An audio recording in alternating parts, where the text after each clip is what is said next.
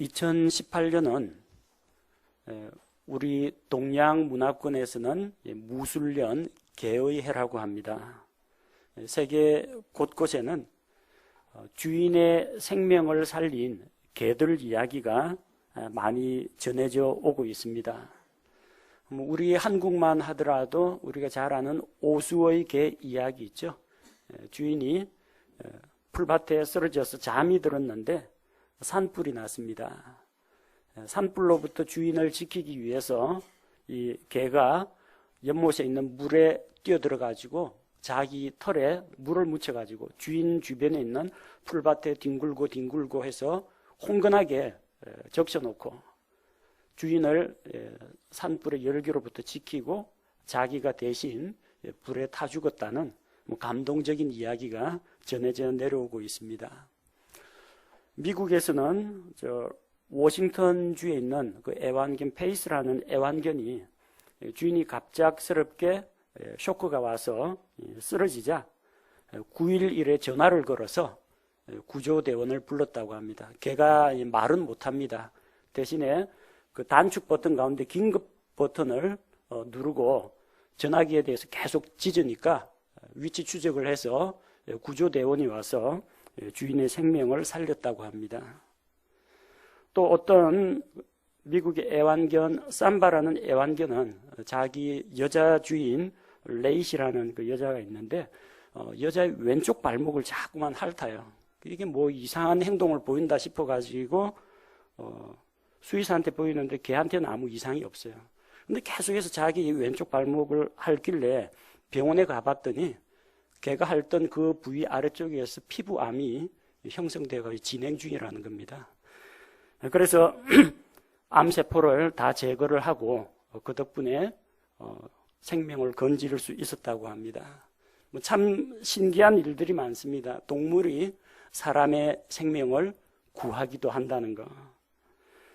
그런데 구약시대 이스라엘에서는요, 주인의 생명을 살리기 위해서 대신 죽은 동물들이 많습니다. 양과 염소와 소와 그리고 비둘기들, 많은 동물들이 주인을 구하기 위해서 자기 생명을 대신 바쳤습니다. 얼마나 많은 짐승들이 희생되었을지 한번 생각해 보십시오. 이스라엘 사람들은 첫 아들이 태어나면 첫 아들은 하나님의 것이기 때문에 반드시 어린 양으로 대속해야 됩니다. 그 아이를 하나님께 바치는 대신에 어린 양의 생명을 대신해서 바쳤습니다. 태에서 처음 난 것은 하나님의 것이라고 하여 자기 장남의 생명을 살리기 위해서 짐승들을 잡아서 바쳤습니다. 각 집마다 둘째 아들 없는 집은 있어도 첫째 아들은 다 있을 겁니다. 아들이 있다면 어쨌든 아들이 몇 명 있든 간에 첫째 아들은 반드시 있습니다. 첫째 아들 태어나면 그 아들을 위해서는 어린 양을 희생제물로 삼아서 대신 속죄를 했습니다. 또 사람이 죄를 지으면요, 그 죄 문제 때문에 희생물을 가지고 하나님 앞에 나와야 했습니다. 죄의 삭은 사망이요. 죄를 지은 대가가 사망입니다. 생명을 내놓아야 합니다. 근데 죄 하나 지을 때마다 생명을 내놓으면은 우리 생명은 하나밖에 없어요. 여러분 컴퓨터 게임 할 때는 생명이 여러 개입니다.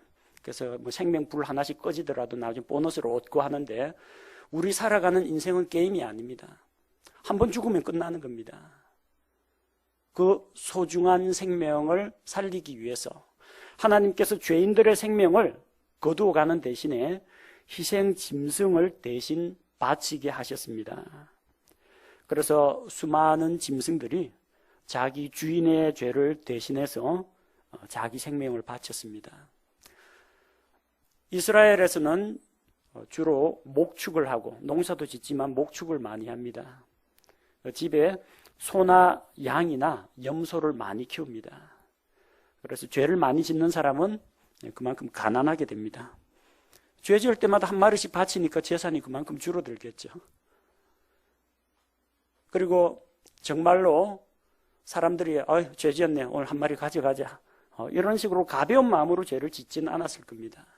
자기 집에서 자기 가족처럼 돌보는, 그것도 태어난 지 얼마 안 되는 이 어린 양, 자기 집에서 태어난 자식처럼 귀여워하던 그 양을 자기 죄 때문에 잡아야 된다는 거예요. 기분 좋게 죄 지은 사람은 아무도 없을 겁니다. 희생물 끌고 가면서 신난다 하면서 노래 부르며 간 사람도 없습니다.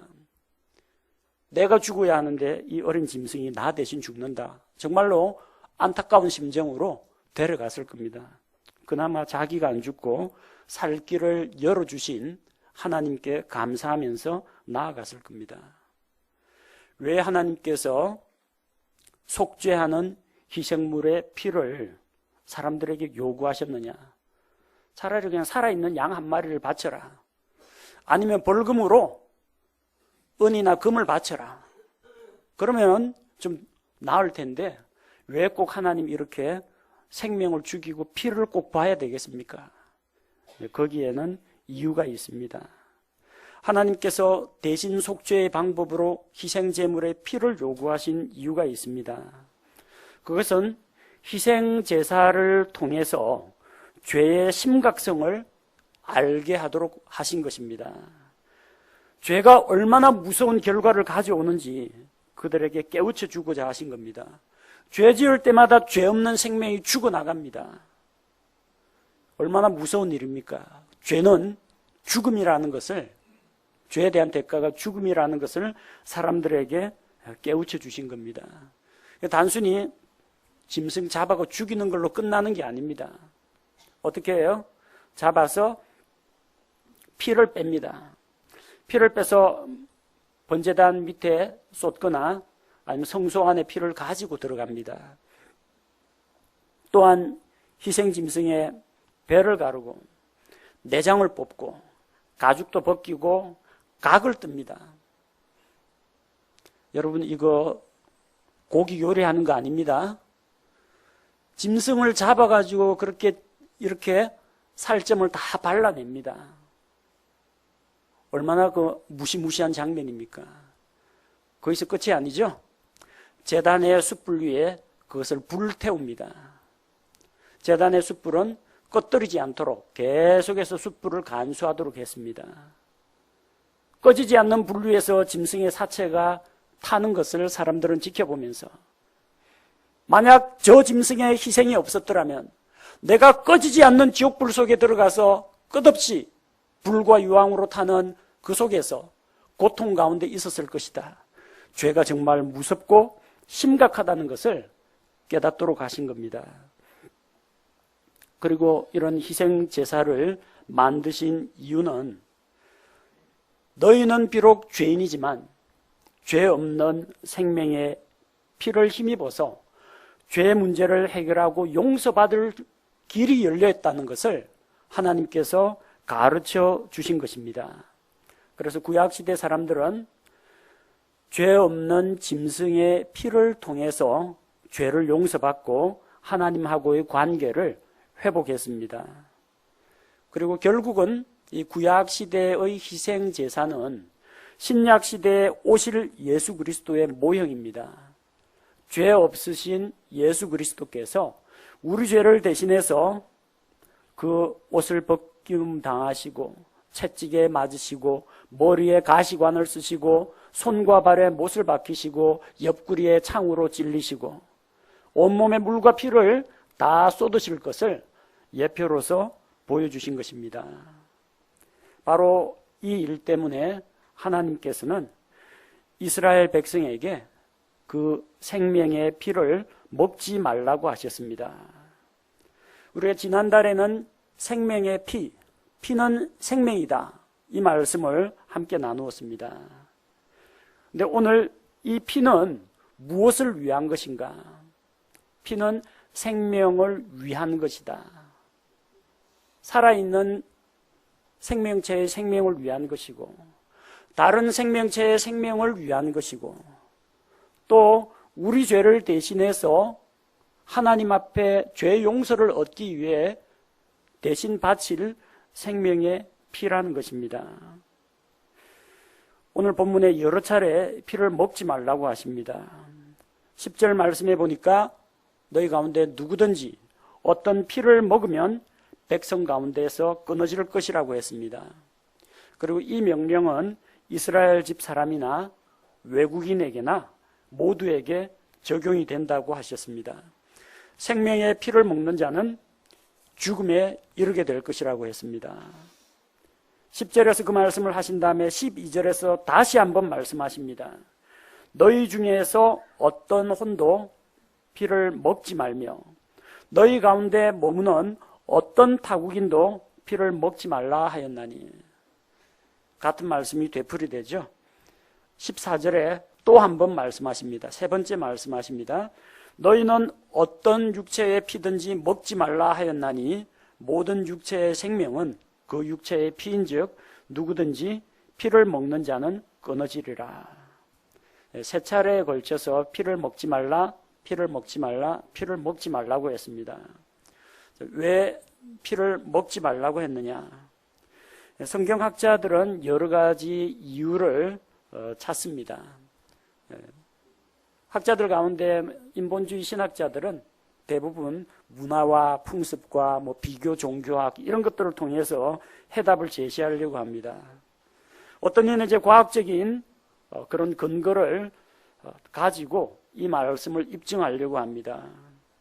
그 몇 가지 예를 들어보면은 짐승을 잡을 때 그 피 속에는 배출되지 못한 독소들이 있기 때문입니다.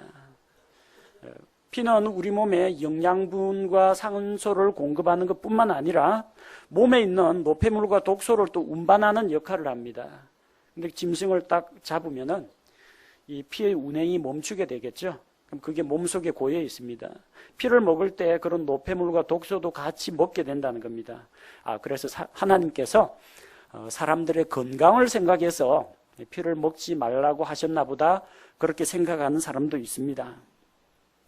또 이 사람이 피를 보고 피를 먹으면은 심성이 좀 잔인하고 사납게 변한다고 합니다. 보통 피를 처음 보는 사람은 놀라고 충격을 받고 무서운 생각이 듭니다.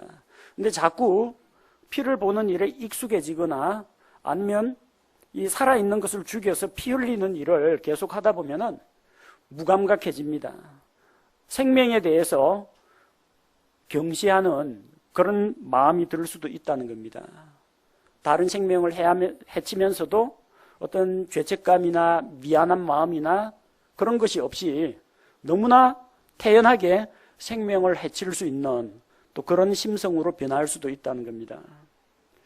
또 다른 이유로는 이방인들의 풍습 가운데 피를 먹는 의식이 있기 때문에 그런 이방 종교나 이방인들의 풍습을 따라하지 말라, 그런 의미라고 풀이하는 사람들도 있습니다. 여러분들 동화책 같은 데서 보시면 알겠지만 이 마술사가 마법의 시약을 만드는 데는 꼭 이상한 짐승의 내장이라든지 두꺼비 혀라든지 뱀 눈알이라든지 그런 것과 함께 꼭 짐승의 피를 넣습니다. 마법이나 주술을 행하는데 그런 거 따라하지 말라고 피를 마시는 일을 금하셨다, 그렇게 보는 견해도 있고요. 이방 종교에서는 사람의 피를 마시는 의식들이 종종 있습니다. 전쟁터 나간 그 장군이 부하 장수들과 함께 결사각오를 할 때 자기 손가락이나 팔목에서 피를 흘려가지고 죽기를 각오하고 싸우자 그러면서 함께 피를 모아가지고 그릇에 담아서 나눠 마시는 의식이 있습니다. 또 중대한 약속을 체결하거나 결의 형제를 맺을 때도 이 그릇에다가 피 흘려가지고 휘휘 저어가지고 나눠 마시면서 우리가 같은 부모님에게서 태어나진 않았지만 같은 피를 나눈 의형제다, 그런 의미에서 피를 먹는 사람들이 있습니다. 그러나 하나님의 백성들, 성경에는 그런 풍습이 없습니다. 성경에는 그렇게 사람이 피를 먹는 의식이 없습니다. 그건 다 이방인들이 행하는 그런 풍습들입니다. 그래서 자기 백성을 이방인들과 구별되게 하도록 하기 위해서 피를 먹지 못하게 하셨다. 그런 견해가 있습니다. 조금씩 들어보면 나름대로 타당한 이유는 있으리라고 생각합니다. 근데 정작 중요한 본질은 그게 아니고요. 하나님이 왜 먹지 말라고 하셨느냐? 그 하나님께서 말씀하신 이유가 11절에 나와 있죠. 이는 육체의 생명이 피에 있기 때문이니라. 육체의 생명은 피에 있습니다. 사람의 생명은 사람의 피에 있습니다. 강아지의 생명도 강아지의 피 속에 있습니다. 새들의 생명도 피에 있습니다. 그 피를 다 뽑아버리면 죽습니다. 14절에 반복해서 이야기하죠. 이는 피가 모든 육체의 생명이기 때문이니. 피는 육체의 생명입니다. 피 안에 생명이 있습니다. 따라서 피를 먹는다는 것은 다른 생명을 자기가 취하는 것입니다. 생명을 먹는 것과 같다라는 겁니다. 하나님께서 노아 홍수가 끝난 다음에 사람들이 짐승의 고기는 먹도록 하셨지만 피를 먹는 것은 금하셨습니다. 왜냐하면 육체의 생명은 피이기 때문입니다. 그럼 피는 먹으라고 있는 게 아닙니다. 뭐 하라고 있는 거예요? 14절에 육체의 피는 육체의 생명을 위한 것이니라. 피는 생명을 위해서 있습니다. 누구 생명요? 일단 살아있을 때는 자기 생명을 위해서 있습니다. 제 몸속에 왜 이렇게 피가 돌고 있습니까? 제가 살아남아야 하니까. 생명을 유지해야 하니까. 피가 생명에 필요한 영양분과 산소를 공급합니다. 피가 외부에서 침입한 세균을 물리치고 몸을 보호합니다. 피가 몸속에 있는 노폐물과 이산화탄소를 배출하는 역할을 합니다. 그래서 육체의 피는 육체의 생명을 위한 것입니다. 살아있는 사람, 살아있는 동물, 그 피는 바로 자기 자신의 생명을 유지하기 위한 것이라는 겁니다. 또 두 번째 피는 다른 육체의 생명을 위한 것입니다. 육체의 피는 육체의 생명을 위한 것이다. 첫 번째는 자기 육체의 생명을 위한 것이고, 두 번째는 다른 육체의 생명을 위한 것입니다. 전쟁터에 나가서 전쟁 포로를 잡았습니다. 그래서 장군이 이 포로를 잘 감시하고 지키라고 했는데 이 사람이 한눈 팔다가 포로를 놓쳤다. 놓친 포로 어디서 잡아옵니까? 그 책임은 누구에게 돌아갑니까? 포로 지키라고 감시하도록 맡겨놓은 보초병에게 책임을 묻습니다. 전쟁 포로를 놓치면 놓친 그 생명을 대신해서 자기 생명을 대신 바쳐야 됩니다. 간수가 감옥의 이 죄수들을 감독하고 관리할 책임이 있는데 죄수가 탈옥을 했다. 제대로 지키지 못한 간수가 자기 생명을 대신 내놓아야 합니다. 성경에도 나오죠. 빌립보 감옥에서 바울과 실라가 갇혀 있는데 큰 지진이 나고 감옥 문이 다 열리고 각 사람의 메인 것들이 풀리니까 간수가 죄인들이 도망간 줄로 알고 자기 스스로 자살을 하려고 했습니다. 생명은 자기 생명인데 자기가 맡아야 할 그 육체, 그 생명들을 놓쳤기 때문에 자기 자신의 생명을 대신 바침으로써 죗값을 치르고자 했던 것입니다. 그래서 전쟁 포로나 죄수를 잃어버리면 그 책임은 지키는 자가 자기 생명으로 대신해야 됩니다.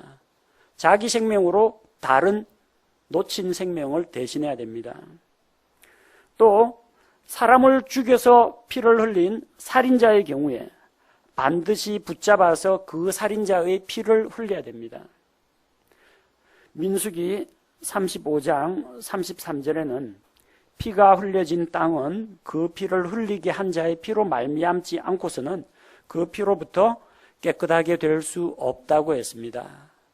그래서 살인을 하면 반드시 살인자의 생명도 죽이라고 하나님께서 말씀하셨습니다. 오늘날 많은 국가에서 사형제도가 점점 폐지되고 있습니다. 그러나 창세기 9장에서 하나님께서 노아와 노아의 가족들에게 인류가 다시 새 출발을 하면서 사형제도를 명하셨습니다. 누구든지 다른 사람의 생명의 피를 흘리는 자는 그 사람 자신의 피도 흘리게 될 것이라고 말씀하셨습니다. 생명을 해친 자는 자기 생명으로 갚아야 됩니다. 우리나라는 벌써 십몇 년째 사형을 집행 안 하고 있습니다. 사형 제도는 있습니다.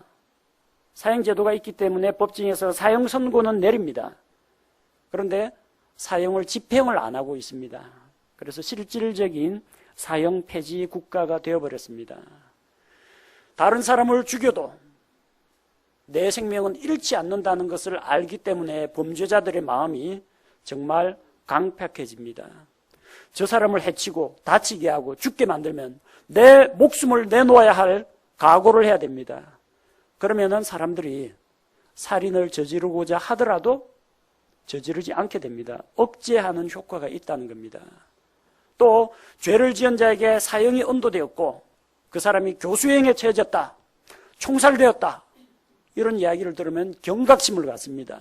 죄에 대해서는 반드시 엄중한 심판과 대가가 따르는구나. 그래서 모든 사람들이 시범적으로 일벌백계를 하면 많은 사람들이 죄짓지 말아야 되겠다.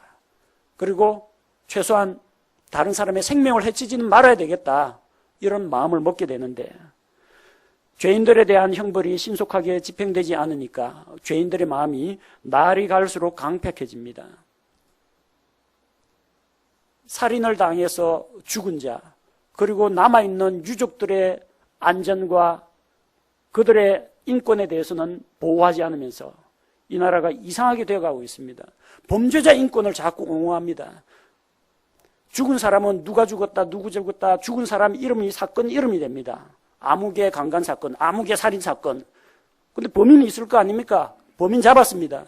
범인은 이름 공개 안 하고 얼굴 공개 안 하고 재판에 의해서 형이 확정되기까지는 무죄다 해가지고 범죄자를 철저하게 보호합니다. 그리고 누가 나한테 성추행했다 이거 폭로하면 명예훼손으로 또 걸립니다. 사실에 근거한 명예훼손도 우리나라는 명예훼손에 걸리게 되어 있습니다. 그래서 피해자 인권은 보호 안 하고 범죄자 인권을 보호하는 이상한 그런 시대가 되어버렸습니다. 그러나 성경은 분명히 이야기합니다. 사람의 생명을 해친 자는 자기 생명으로 그 죄의 빚을 갚으라고 합니다. 이것이 성경의 법칙입니다. 사형제도는 하나님께서 만드신 것입니다. 전쟁 포로나 죄수를 지키지 못한 자는 자기 생명으로 갚아야 됩니다. 다른 사람을 죽인 살인자는 자기 생명도 내놓아야 됩니다. 그리고 또 이 생명이 다른 육체의 생명을 대신하는 경우가 있습니다. 바로 희생물로 드리는 짐승의 피입니다.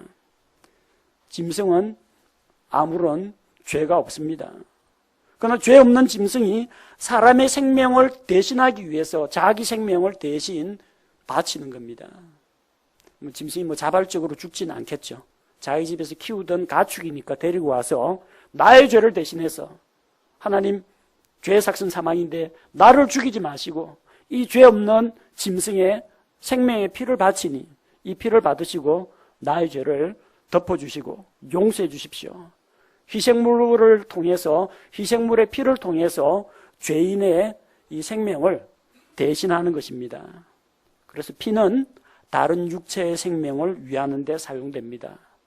바로 우리 주 예수님께서 이 목적으로 이 세상에 오셨습니다. 세상에 육체를 입고 오신 하나님의 아들의 피는 다른 육체의 생명을 위한 피였습니다. 그 피가 예수님의 몸 안에서 흐르고 있을 때는 우리와 똑같이 춥고 배고프고 목마르고 피곤하고 고통과 슬픔을 느끼는 예수님의 몸에 이 신체를 유지하기 위한 자신의 피였습니다. 그러나 그분의 피가 십자가에서 대속의 피로 흘려질 때 그 예수님의 생명의 피는 온 세상에 있는 수많은 죄인들의 생명을 대신하기 위한 다른 육체의 생명을 위한 피였다는 것입니다. 마가복음 14장 24절에서 주님께서 말씀하십니다. 그분께서 그들에게 이르시되 이것은 많은 사람을 위하여 흘린 나의 피, 곧 세상 속 언약의 피니라. 예수님은 자기 죄 때문에 죽지 않았습니다. 그분은 죄가 없으신 분입니다. 죄 없으신 예수님께서 왜 생명의 피를 흘려야만 했습니까? 다른 육체의 생명을 대신하기 위해서였습니다. 다른 죄인들의 죄값을 생명의 피로 대신 지불하기 위한 것이었던 것입니다. 그런 이유 때문에 피는 먹으면 안 됩니다. 피는 먹으라고 있는 것이 아니라 생명을 위해 있습니다. 살아있을 때는 자기 생명을 유지하기 위해서 있는 것이고, 또 다른 육체의 생명을 구하기 위해서, 다른 육체의 생명을 대신하기 위해서 피가 있는 것입니다. 그래서 13절에서 이스라엘 자손이나 너희 가운데 머무는 타국인 중에 누구든지 먹을 수 있는 짐승이나 날 짐승을 사냥하여 잡는 자는 그것의 피를 쏟고 흙으로 그것을 덮으라고 했습니다. 이거는 사냥해서 먹으려고 잡았을 때 이야기입니다. 어쨌든 피를 깨끗하게 빼가지고 피가 없는 그런 고기를 먹어야만 했습니다. 또 이 피를 먹기 위해서 짐승을 잡은 것이 아니라면 하나님 앞에 희생 헌물로 혹은 화목제물로 드리기 위해서 가지고 온 것이면 역시 피는 하나님께 먼저 드려야만 했습니다. 피는 육체의 생명을 위한 것이기 때문에 생명을 대신하기 위해 하나님께 바쳐야 했습니다. 11절에 내가 피를 너희에게 주어 제단 위에 뿌려 너희 혼을 위해 속죄하게 하였나니, 그 죄 문제를 해결하기 위한 그 피는 먹는 것이 아니라 제단 위에 뿌려서 하나님께 바쳐야만 했습니다. 하나님께서 죄 없는 생명의 피를 받으시고 그들이 지은 죄를 용서해 주셨던 것입니다. 구약시대에는 이렇게 피가 혼을 위해서 속죄한다라는 하나님의 말씀을 따라서 희생물의 피로 죄 용서를 받았습니다. 이것을 속죄라고 합니다. 속죄라는 그 단어의 뜻은 덮다라는 뜻입니다. 죄를 덮어준다는 것입니다. 너 죄가 없다. 죄 없는 상태로 돌아가는 게 아니라 죄는 있는데 그 죄를 덮어서 보이지 않게 하고 하나님께서 보지 않겠다는 겁니다. 이사야 1장 18절에 너희 죄가 주홍 같을지라도, 너희 죄가 진홍같이 붉을지라도, 주홍, 진홍, 진한 빨간색입니다. 우리 죄가 새빨간 죄입니다. 그 죄를 무엇으로 가리겠습니까? 붉은색 피로 가립니다. 속죄하는 희생물의 피로 그 죄를 덮는 것입니다. 그래서 하나님께서는 우리의 붉은 죄를 보지 않으시고 그 죄를 덮고 있는 붉은 피를 보시고 저 죄에 대한 생명의 값은 받았다 하면서 죄를 용서해 주시는 겁니다. 우리의 죄가 없어진다는 이야기가 아닙니다. 내가 깨끗하고 바른 사람이 된다는 이야기가 아닙니다. 죄에 대해서 죄를 죄로 인정 안 하겠다는 겁니다. 왜? 죄값을 이미 치렀기 때문에, 죄에 대한 대가를 하나님께서 받으셨기 때문에 이제 문제 삼지 않겠다는 뜻입니다. 그런데 구약시대 희생 헌물의 피, 속죄하는 희생 짐승의 피는 한계가 있었습니다. 희생 헌물의 피는 죄를 덮어주기만 했습니다. 그 피 밑에는 뭐가 있어요? 죄가 있습니다. 새빨간 피로 덮여서 죄가 안 보일 뿐입니다. 희생 헌물의 피는 죄를 덮어주기만 하고 죄를 제거하지는 못했습니다. 히브리서 10장 4절에서 황소와 염소의 피가 죄들을 제거하는 것은 불가능하니라. 죄가 제거는 안 됩니다. 구약시대 성도들도 죄 용서 받았을까요? 믿음으로 희생 헌물을 가지고 나와서 희생물의 피를 바치면 죄 용서 받습니다. 죄 용서는 받는데 문제는 죄가 제거는 안 된다는 겁니다.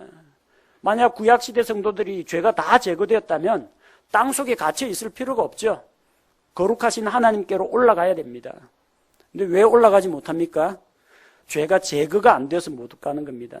거룩하신 하나님은 죄인과 같이 있을 수가 없습니다.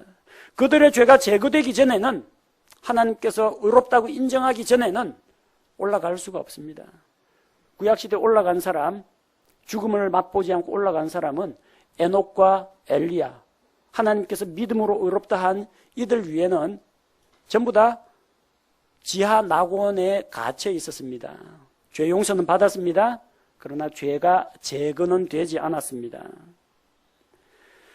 희생헌물의 피로는 죄를 용서받을 수는 있지만 죄로부터 깨끗하게 되지는 않습니다. 출애굽기 34장 7절 말씀을 보면 내가 긍휼을 수천에게 베풀며 불법과 범법과 죄를 용서하되, 하나님은 사람들을 불쌍히 여기시고 죄를 용서하십니다. 무작정 용서하는 게 아니라 생명의 피를 받고 용서하시는 겁니다. 그런데 생명의 피를 받고 죄를 용서하지만 그것이 결코 죄 있는 자를 깨끗하게 하지는 아니하리라. 죄로부터 정결하게 되지는 않습니다. 죄에 대해서 처벌은 안 하겠다. 죄에 대해서 용서하겠다는 이야기입니다. 또 이 짐승 희생의 피가 문제가 있는 것이, 희생헌물의 피는 한 가지 죄에 대해서 한 번만 유효합니다. 쉬운 말로 이야기하면 일회용품입니다. 우리 종이 물컵은 한 번 물 마시고 목마르면 한 잔 더 따라 마셔도 괜찮습니다. 여러 번 마셔도 괜찮습니다. 절에 가시는 분들 자기 이름 써놓고 주일날 하루 동안 컵 하나 쓰시는 분도 있습니다. 그러나 이 짐승 희생물은 일회용 종이컵만도 못합니다. 딱 한 번만 쓸 수 있어요. 죄 하나 지었습니다. 어린 양 가져왔습니다. 잡았어요. 자기가 지금 지은 그 죄에 대한 대가로 바쳤습니다. 다음날 똑같은 죄를 또 지었습니다. 어제 하나님 한번 받으셨죠? 오늘은 좀 면제 안 됩니다. 또 바쳐야 됩니다. 오늘은 어제하고 다른 죄 지었는데 그럼 그 죄를 위해서 또 가지고 와야 됩니다. 이거 웬만한 부자 아니면 감당이 안 되겠습니다. 죄 지을 때마다 한 마리씩 다 바치면은 가축이 남아나질 않습니다. 가난한 사람은 어떻게 합니까? 하나님께서 소나 양이나 염소를 바칠 능력이 안 되면 비둘기를 대신 바치는 것도 허용하셨습니다. 가난한 자들도 죄를 용서받을 길을 열어주셨다는 겁니다. 짐승 희생물의 피는 일회용입니다. 한 가지 죄에 대해서 한 번밖에 쓸 수 없습니다. 어저께 이웃 사람하고 나오고 같이 죄 지었는데 두 사람 앞에 한 마리 안 됩니다. 그것도 자기 죄 때문에 한 마리 갖고 와야 되고, 그 죄 지은 사람은, 이웃 사람은 자기 집에서 또 한 마리 갖고 와야 됩니다. 짐승 한 마리 잡아가지고 두세 사람이서 공동으로 지은 죄니까 함께 좀 넘어갈 수 있느냐? 그거 안 됩니다. 이런 일이 날마다 되풀이됩니다. 여러분 1년에 몇 번 죄 짓습니까? 계산이 힘드시죠? 한 달에 몇 번 죄 짓습니까? 감당이 안 되죠? 하루에 몇 번 죄 짓습니까? 솔직하게 이게 감당이 안 됩니다. 구약시대 사람들은, 하나님의 백성들은 죄에 대해서 진짜 정신 바짝 차리고 깨어있을 수밖에 없습니다. 모세 율법 기억하면서 율법을 지키려고 애를 쓸 수밖에 없습니다. 뒷감당이 안 되거든요. 아니면 자기 생명을 내놓아야 되는데, 사람들이 날마다 계속 죄를 짓고 죄 문제 때문에 나옵니다. 제사장들은 날마다 계속 서서 섬기며 제사를 드렸습니다. 요 강단에는 그래도 좀 앉으라고 의자라도 비치되어 있습니다. 구약시대 성막 안에도 성전 안에도 의자가 없습니다. 왜 의자가 없느냐? 제사가 끝나지 않기 때문입니다. 제사장들이 쉬지를 못하기 때문입니다. 끊임없이 백성의 죄를 위해서 희생 헌물을 드리는 일을 했기 때문에 어떻게 좀 앉아서 쉬지를 못했습니다. 짐승 희생물의 피는 다른 육체의 생명을 구하기 위해서 바쳐졌습니다. 하나님이 마련하신 좋은 제도이긴 하지만 한계가 있었습니다. 그러나 이제 신약 시대가 열리면서 예수님께서 더 나은 희생물로, 더 나은 피로 하나님 앞에서 우리를 위해 속죄하셨습니다. 구약시대에 하나님께 드려진 짐승 희생의 피는 신약시대에 이 세상에 오셔서 사람들의 죄를 속죄하기 위해서 흘리신 예수 그리스도의 피의 모형이요 그림자입니다. 모델하우스입니다. 보통 집을 짓기 전에 조그만한 그 모형으로 입체 모습으로 집을 만들죠. 그래서 여기에 침실이 있고 여기에 주방이 있고 그리고 여기에 베란다가 이쪽을 향하고 있고 집은 남향을 향하고 있고 조그만 모형으로 보여줍니다. 근데 나중에 아파트 다 짓고 나면 완성이 됩니다. 이 모형 집에는 들어가 살 수가 없어요. 미래의 그 집이 어떤 모습이겠다라는 것을 미리 볼 수 있도록 해놓은 것이지 실질적인 그 유용성이나 효용성은 거의 없습니다. 진짜가 왔어요. 기다리던 것이 왔습니다. 새 것이 왔습니다.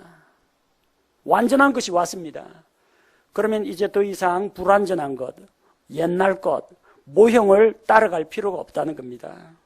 구약시대 짐승 희생은 모형이요 그림자고 실체, 진짜는 예수 그리스도입니다.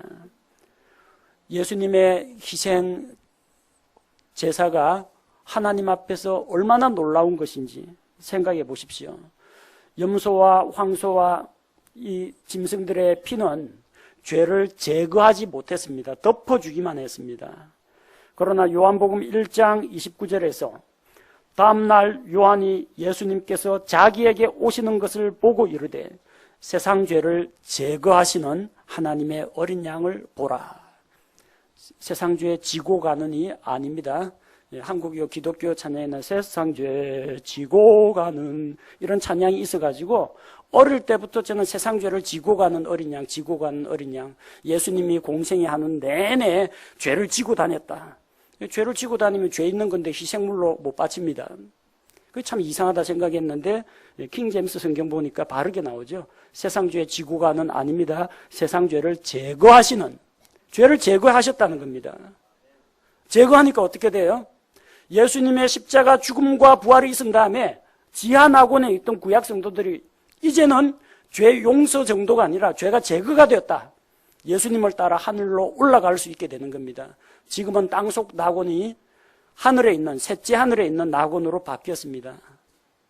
예수님의 피는 죄를 덮어주는 정도가 아니라 죄를 제거하신다는 겁니다. 또 예수님의 피는 죄를 용서할 뿐만 아니라 사람을 죄로부터 깨끗하게 합니다.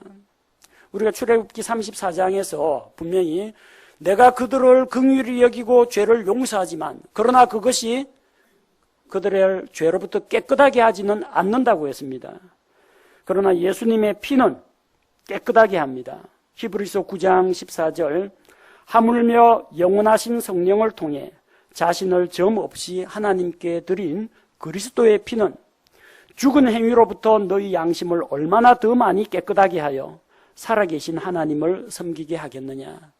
우리를 깨끗하게 하시는 그 피는 예수님의 피밖에 없다는 것입니다. 요한일서 1장 9절에도 같은 말씀이 나옵니다.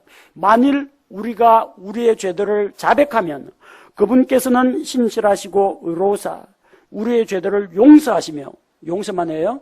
용서하시며 모든 불의에서 우리를 깨끗하게 하시느니라. 죄와 불법으로부터 우리를 깨끗하게 하신다는 겁니다. 예수님의 피가 여러분을 깨끗하게 합니다. 이 얼마나 놀라운 소식입니까? 죄를 지은 사람은 희생짐승을 가지고 옵니다. 그 희생짐승 한 마리는 자기 자신의 죄만 해결할 수 있습니다. 옆집 사람 죄는 해결 못합니다. 자기 아들 죄도 해결 못합니다. 아들은 아들대로 한 마리, 아빠는 아빠대로 한 마리, 엄마도 죄 졌으면 엄마는 엄마 거 한 마리 따로따로 드려야 됩니다. 희생짐승 한 마리 가지고 모든 이스라엘 민족의 죄를 해결하는 것은 유대인의 명절 속죄일밖에 없습니다. 이스라엘 전체 회중을 위해서 드리는 속죄일에 드리는 희생만 집단적으로 죄 용서를 받게 해줍니다. 그러나 이스라엘 민족뿐만 아니라 세상에 있는 수많은 나라, 수많은 민족, 수많은 인종, 남녀노소 빈부를 막론하고 모든 사람의 죄를 오직 한 희생으로, 하나로 해결할 수 있는 길이 열렸습니다. 예수님의 피는 온 세상 사람들의 모든 죄들을 다 감당할 수가 있습니다. 요한일서 2장 2절을 보십시오. 그분은 우리의 죄들로 인한 화의 헌물이시니 우리의 죄들 뿐 아니요 사도 요한과 요한일서의 수신 대상자들의 죄만 위한 것이 아니라 온 세상의 죄들로 인한 화의 헌물이시니라. 온 세상의 죄들을 위한 화의 헌물이십니다. 장로교 칼빈주의에서는 제한속죄론이라는 걸 가르칩니다. 그들은 만약 예수님의 피가 온 세상 사람들을 위해서 흘려졌으면 그 중에 안 믿는 사람도 틀림없이 나오지 않느냐, 안 믿고 죽는 사람들. 그러면 예수님의 피가 헛되이 낭비되었다. 그러니까 하나님께서 자신의 피를 그렇게 낭비하실 리는 없다. 그래서 예수님은 구원 못 받는 사람들을 위해서는 안 죽으셨고 창세전에 하나님께서 예정하신 소수의 제한된 사람들만을 위해서 죽었지 저 지옥 갈 사람들을 위해서는 예수님이 피를 흘리지 않았다라고 이야기합니다. 이게 칼빈주의에서 이야기하는 제한속죄론입니다. 그러나 우리는 칼빈을 믿지 않고 성경을 믿습니다. 성경은 무엇을 말합니까? 예수님은 온 세상의 죄들로 인한 화의 헌물이라고 했습니다. 온 세상. 온 세상에 있는 믿는 자가 아닙니다. 온 세상에 있는 모든 사람을 위해서 예수님의 피가 흘려졌습니다. 온 세상의 모든 죄를 저울에 담고 십자가에서 흘리신 예수님의 피를 반대쪽에 담으면 하나님께서는 예수님의 피의 가치를 더 무겁고 더 중하게 보신다는 겁니다. 그분의 피는 온 인류의 죄, 온 인류가 과거와 지금 현재 앞으로 짓게 될 그런 모든 죄의 문제까지도 하나님의 아들의 생명의 피가 모든 것을 다 감당할 수가 있다는 것입니다. 또한 예수님의 피는 일회용품이 아닙니다.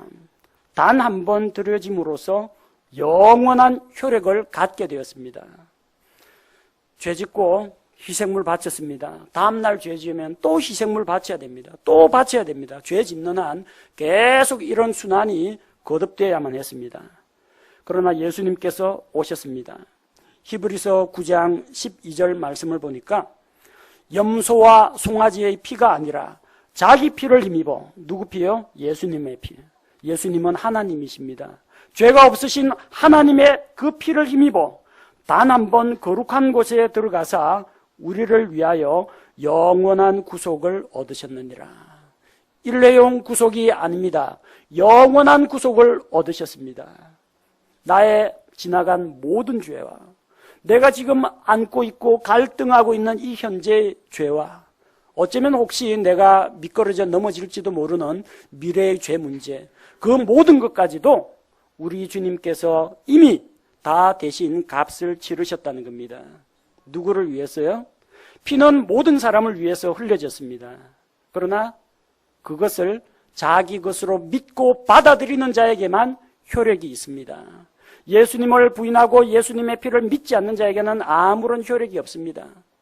세계사 시간에 그냥 배운 것처럼 예수는 유대인 청년으로서 사회개혁 운동을 하다가 종교 지도자의 미움을 받아서 십자가에서 달려서 죽었다. 일반 세상 사람들은 요 정도까지 알고 있습니다. 그 온 세상 사람들의 죄를 대신해서 그 흘리신 피가 바로 나 자신의 죄를 위해서 흘려진 것이고 나의 죄 때문에 예수님께서 대신 죽으셨으니 나의 구원자, 나의 구세주이십니다. 이렇게 고백하는 사람에게만 그 피가 효력이 있다는 것입니다. 히브리서 10장 18절에서 이제 이것들의 사면이 있는 곳에서는 다시는 죄로 인한 헌물이 없느니라. 예수님이 영원한 구속을 이루셨기 때문에 이제는 더 이상 양이나 염소를 하나님 앞에 가지고 올 필요가 없습니다.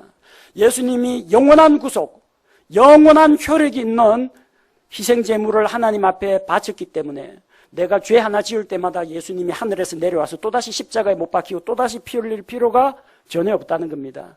단 한 번으로 예수님께서 영원토록 완전한 구원의 길을 열어놓으셨습니다. 예수님의 그 생명의 피는 썩지 않습니다. 변하지 않습니다. 영원하신 하나님의 피입니다. 그 피는 오늘도 하나님의 왕좌 앞에서 우리 중보자 되신 예수님께서 자기 피를 내보이면서 우리의 죄를 위해서 중보하고 계십니다. 아버지, 이 죄인들을 대신하여 흘린, 저 사람을 대신하여 흘린 이 피를 보시고 저 사람을 용서하시고 깨끗하게 하시고 다시 교제 관계를 회복시켜 달라고 우리 대제사장이신 예수님께서 지금도 우리를 위해 중보하고 계십니다. 피는 생명을 위한 것입니다. 피는 자신의 생명을 위한 것이기도 하고 다른 사람의 생명을 대신할 수 있는 것입니다. 구약시대 짐승 희생물의 피는 사람들의 죄를 대신 속죄했습니다. 구약시대 성도들은 희생 짐승의 피로 죄 용서를 받았습니다. 하지만 짐승 희생물의 피는 한 가지 죄에 대해서 한 번밖에 쓸 수가 없었고 그 효과의 범위도 제한적이었습니다. 하지만 예수 그리스도의 보배로운 피는 사람들을 죄에서 구원하고 우리의 양심과 행실을 깨끗하게 하며 우리로 하여금 그 피를 힘입어 하나님의 은혜의 왕좌 앞에 담대하게 나아갈 수 있도록 우리를 도와주십니다. 우리를 위해 십자가 위에서 자기 생명의 피를 흘려주신 우리의 주님께 감사를 드리고 또 아직도 예수님을 알지 못해서 죄 가운데 있는 자들에게 이 생명의 피, 생명의 복음을 전하시기 바랍니다.